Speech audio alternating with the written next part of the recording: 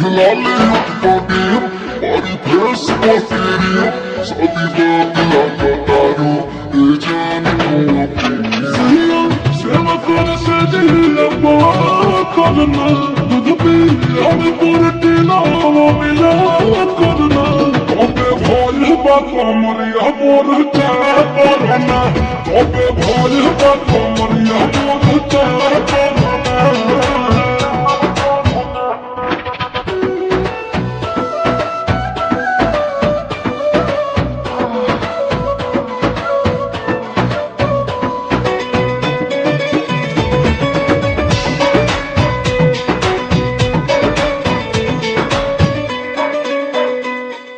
जगल में जो करे वो करे रात के मिलेला सुकून खाके राजा जी के हाथ के अच्छा लागेला कोमर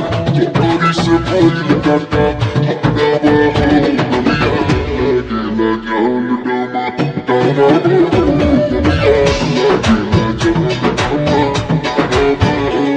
अब गए तुझे कम बात करना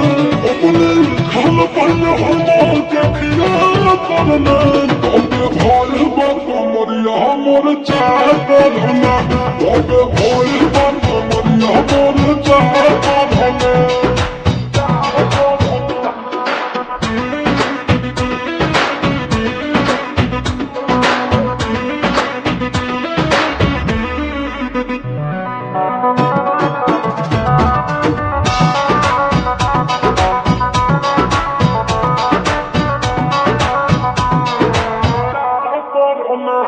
आंसू के प्यार देखे धांसू हर घर जरत रहेली मोर सासू बुरा लागेला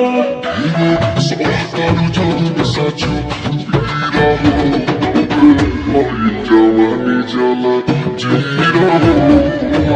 होई जवानी जला जीरा तोहर लाज लागे तो के बता करना यारो कोने पिया के लगा करना तबे भोल बात मरिया मोर चाह करना तबे भोल